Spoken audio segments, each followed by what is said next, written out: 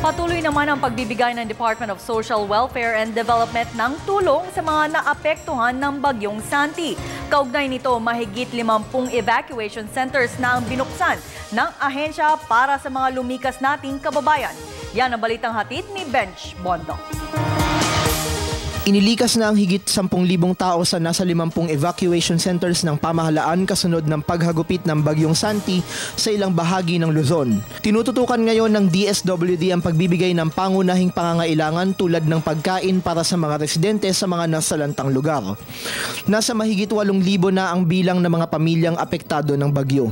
Mula ang mga ito sa 79 na barangay sa mga lalawigan sa gitnang Luzon. Kaugnay nito, 24 na evacuation centers ang binuksan upang maging pansamantalang matutuluyan ng mga biktima ng kalamidad. Bukod dito, nagbigay na ang DSWD financial assistance na nagkakahalaga ng higit sa 400,000 piso upang magamit sa relief operations. Sa Sual, Pangasinan, 11 pamilya mula sa Sitio Look sa Barangay Poblasyon ang pansamantalang inilikas sa munisipyo ng bayan, ngunit kalaunay nakauwi na rin ang mga ito matapos humupa ang unos. Nasa higit 600 naman mula sa lalawigan ng Isabela ang mga biktima ng bagyo na tumama rin sa mga bayan ng Divilacan, Makunakon at Dinapige.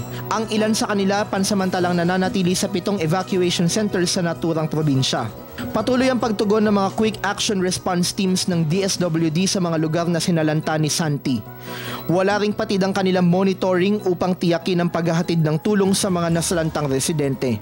Matatanda ang tumama sa kalupaan ng Aurora ang Bagyong Santi nitong Biyernes ng gabi na nagdulot ng matinding pinsala sa lalawigan at sa iba pang bahagi ng Luzon bago ito tuluyang nakalabas ng Philippine Area of Responsibility nitong Linggo ng hapon. Para sa Telebisyon ng Bayan, Benj Bondo.